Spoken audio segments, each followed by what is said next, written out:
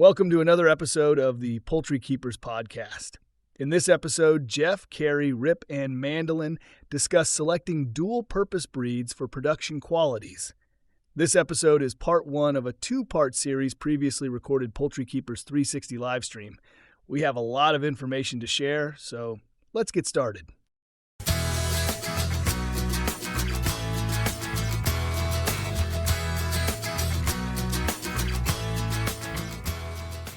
We have a show that we get asked about a lot, and that's how do you select poultry for production qualities? And we've got somebody here who has probably done as much about that as any of us, and that's Mandelyn Royal. Mandelyn, it's good to see you here tonight.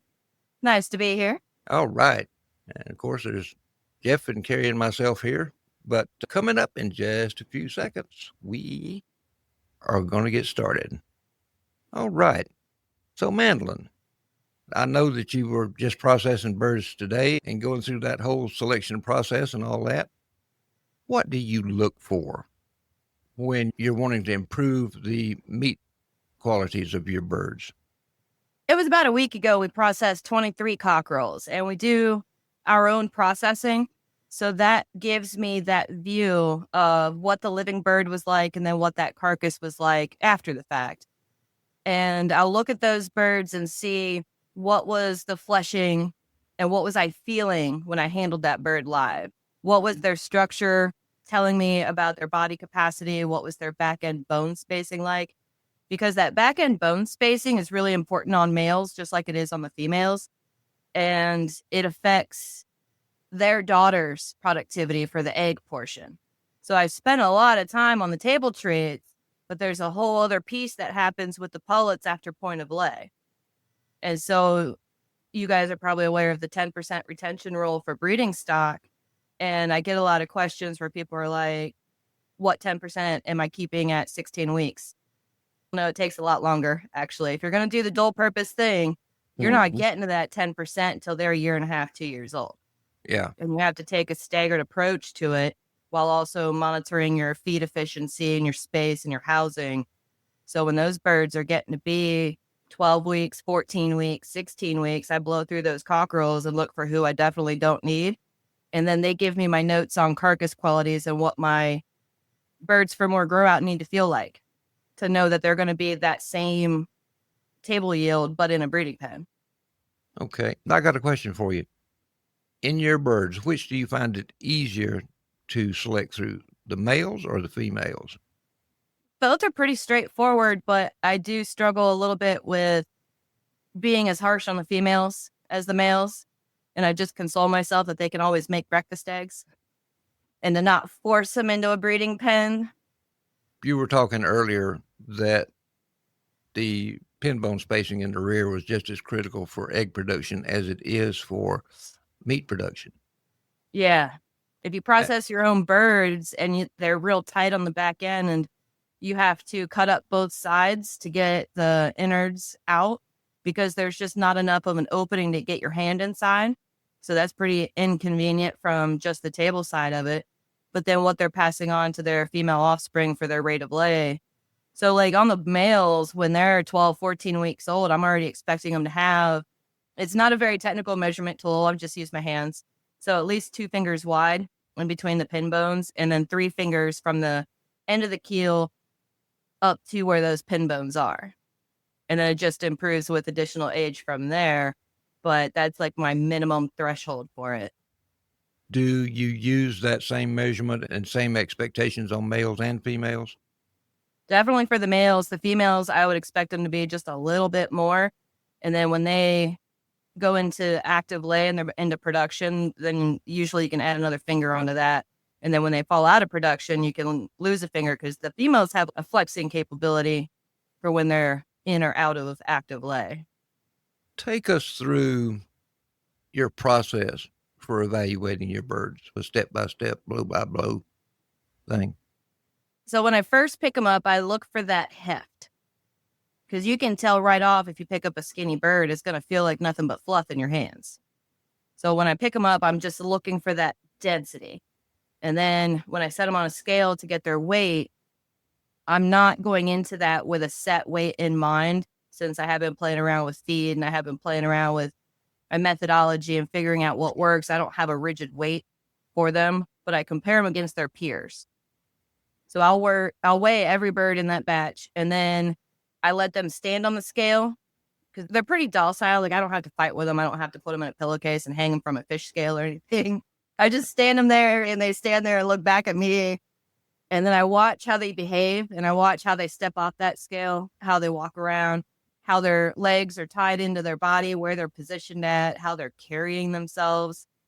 And then after that, I'll grab them back in my hands again and start really feeling on them and checking out their skull shape all the way down to their back, checking the length, checking the depth, the width. But then I put them back down and watch them move around again. And my sort cage has 3 holes. So however I fill those 3 holes, it could be good, better, best. It could be the worst bird I've seen this season, and then everyone else that was better. And it almost seems pretty consistent that I'll find, let's say I've got 15 boys, I'll find 2 that check all the boxes. I'll find another 5 or 6 that are actually pretty okay, but they got beat out by the other 2.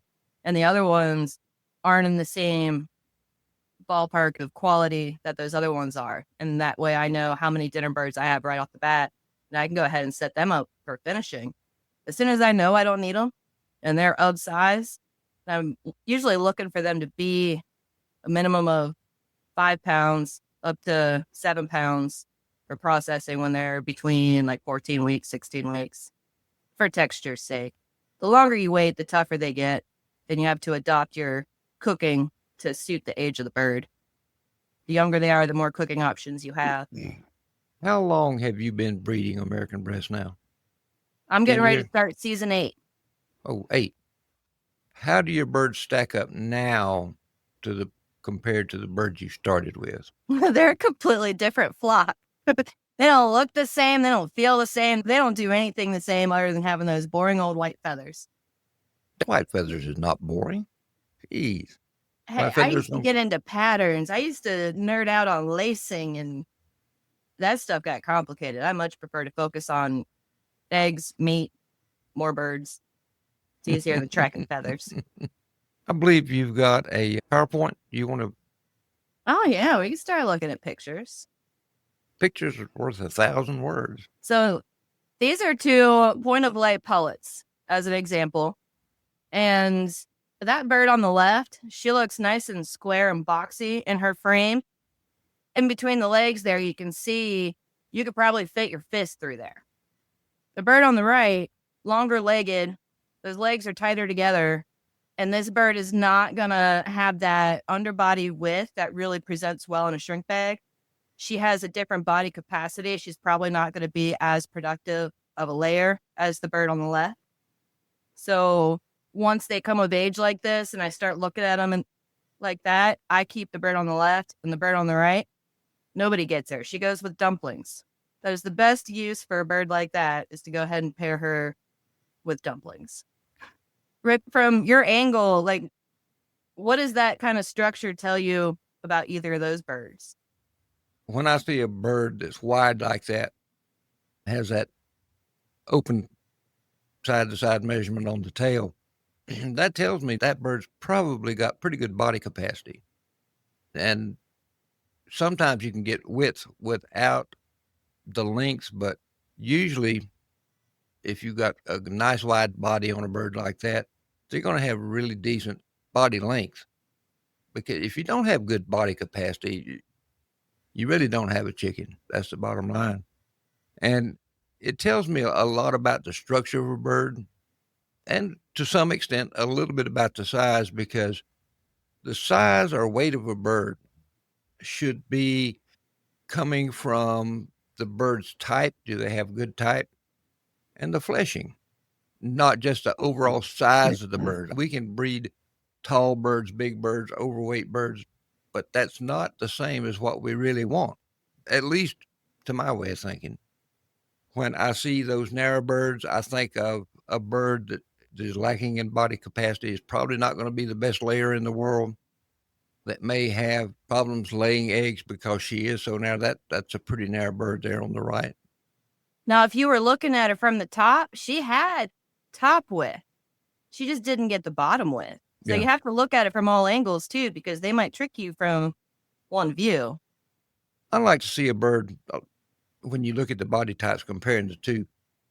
And that's why I like to look at them from the rear end. So I'm glad you got these two pictures here. But you can see that bird on the left, that her body width carries down from her shoulders all the way to the bottom. But if you look at the bird on the right, more of almost a wedge shape to that body. Yeah. Which is what you don't want. I think everything I have for pictures after this is a carcass. So any more questions on the feathered birds? So before we move on, Thomas Jeffrey wanted to put this out and would like to see what the things are you are speaking of look like in practice. Does anybody have links to what this looks like or looks like in practice, particularly evaluating them by handling them?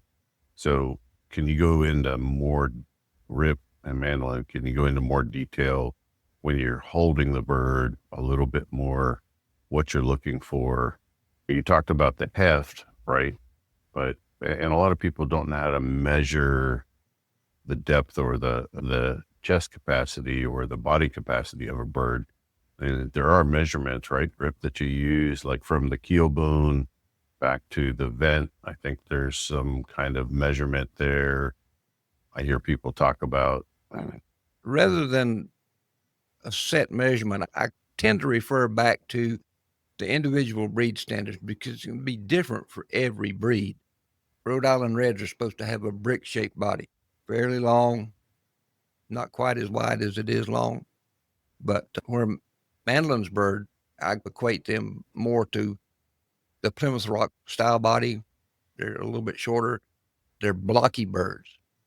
As far as a resource, I would check out Mandelyn's YouTube channel, Arcadian Orchard, as well as her Facebook page, because she does these sorts of things on a regular basis. And so I know she's got some videos talking about this, and she writes about it extensively. So that's probably the resource I would send them to on that. I realize the standard, and now we're talking, that kind of goes more into the show side of things.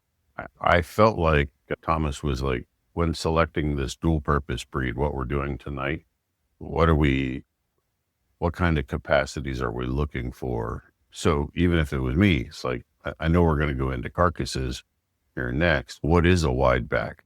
Because Mandelyn said the hen on the right in this picture, this pullet on the right in this picture, to me looks like a leghorn, right? What I knew as a white leghorn, that's what the shape of a leghorn would be.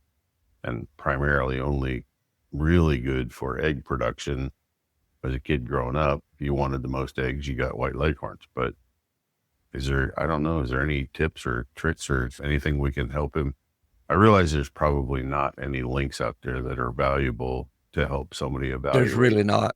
Right. Really not. I haven't ran into one either. There's a good book. It's out of print, but you can download a PDF copy on archive.org, archive.org. And the book is called Call of the Hen, and it will help you learn how to use your hands to evaluate birds. We've also got a video on our Poultry Keepers 360 YouTube channel that I did that talks about how to use your hands to do that. But getting back to the breed standard, to some extent it's about show, but to a bigger extent, birds were created for a particular person, a particular purpose. Right. And the standard was written to help breed birds that would fulfill that purpose.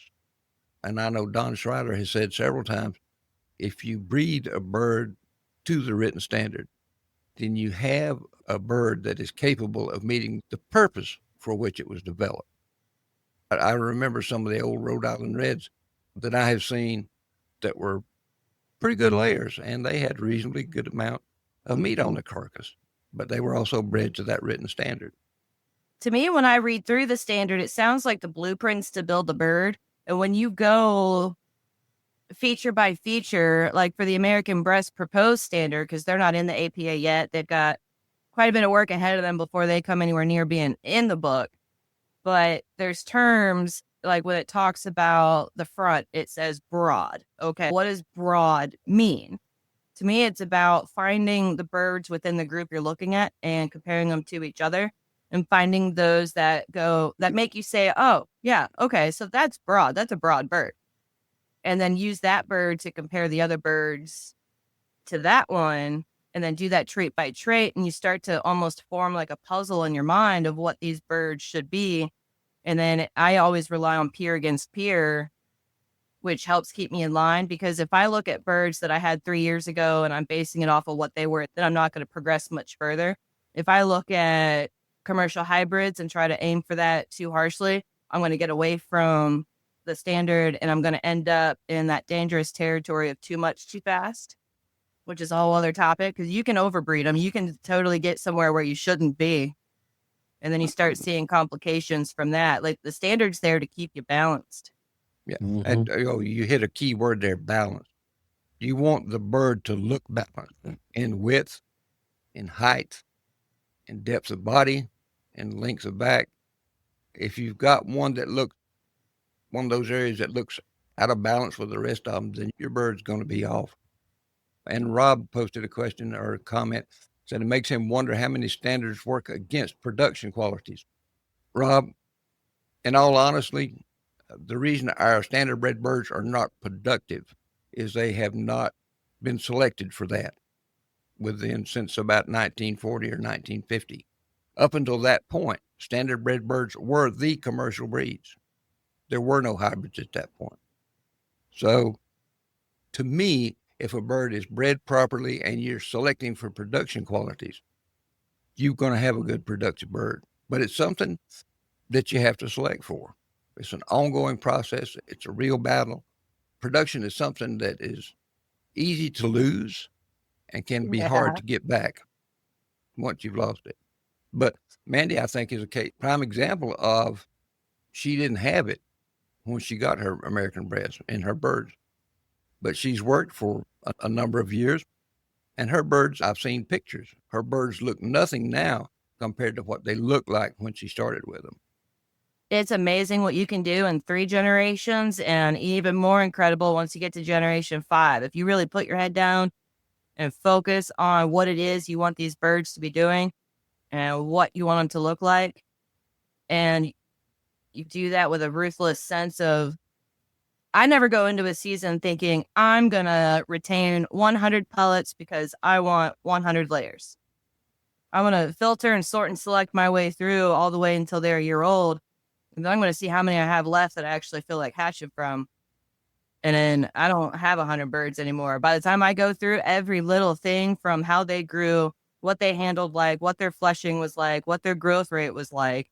And then when did they come into active lay? Did they make weight when they came into active lay? What was the rate of lay? How long did they stay in active lay? And then after all that, then I look at it and go, well, is it pretty? Well, and that's the way you should be doing it. That's the way you should be doing it. And the exhibition folks have given a lot of breeds a black eye because that's not what they're doing. They're going for appearance first and with little to no consideration about production qualities. And production qualities are one thing that is highly heritable when you get it going. And you're looking at things, and maybe we'll do a show on this here before too much longer, things like persistency. How many days in a row does a bird lay an egg? Pause. Yeah, some of them will start off strong. Yeah. Pause. How many days do they take between laying? It's much better to have a bird that'll lay 4, 5, or 6 eggs in a row and then pause for a day. I've had some birds over the years that would lay 2 eggs in a row and pause for 5 days. Yeah, me too. They were mamas. You'll never get good production out of those. So persistency, pause, and the overall production numbers is what you want to look at. Back in the mid to late 20s, they had a program going through the USDA called Record of Production. And they were encouraging farmers to upgrade their flocks there on the farm by using production bred males. If you look up ROP, Record of Production, you can find some information on it.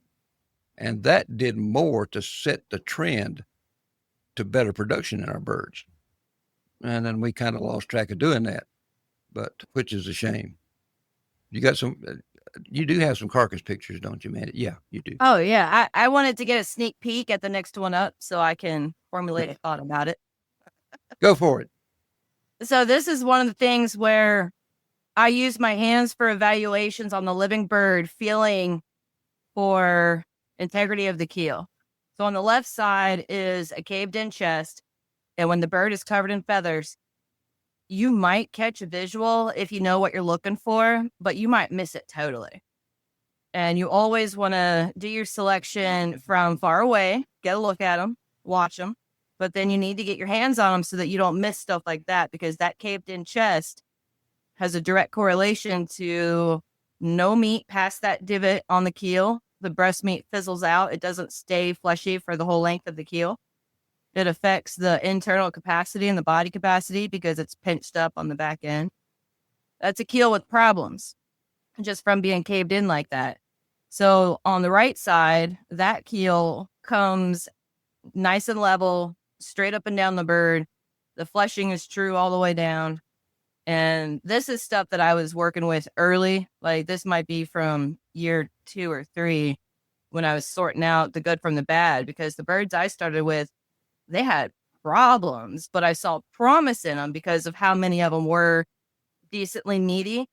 But I had to sort and select through a lot of super junky traits of structure flaws like that. I saw keel problems all over the place. Some were squiggly, some were, I had to straighten out a lot.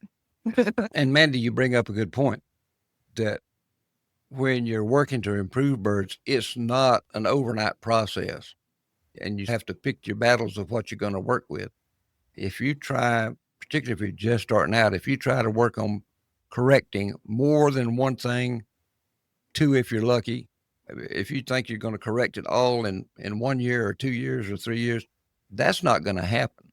You'll make better progress if you go slower, working on one thing at a time. I started on keels because that's where the table presentation is. No one's looking at the back of a bird. True. Once you have them in a shrink bag. And you can't market birds. Excuse me. You can't market carcasses that don't look right. There's no market for them except the dog food market. Oh, many old-time breeders would tell you that the best poultry breeders eat a lot of their own chickens. Not only is that part of the culling process, but it lets you know what's going on with the bodies on your birds. Yeah, Rip, it tells you. Rip, how much do you think that is actually still going on out there? The breeders that I talk to, and with all the junk that I see people feeding to their birds, yeah, I wouldn't want to eat them. Cat food, fish food, and it seems like everybody still has a supply of antibiotics somehow, even though it's got to be expired by outlawed. Now. Jeff, there's not as much as there was back in the 20s and 30s. There's more than there was within the last 5 or 10 years, I think. So it's coming up again. It's coming up again. People are seeing the need, and I get asked these questions on a regular basis. How do I improve production? How do I improve production?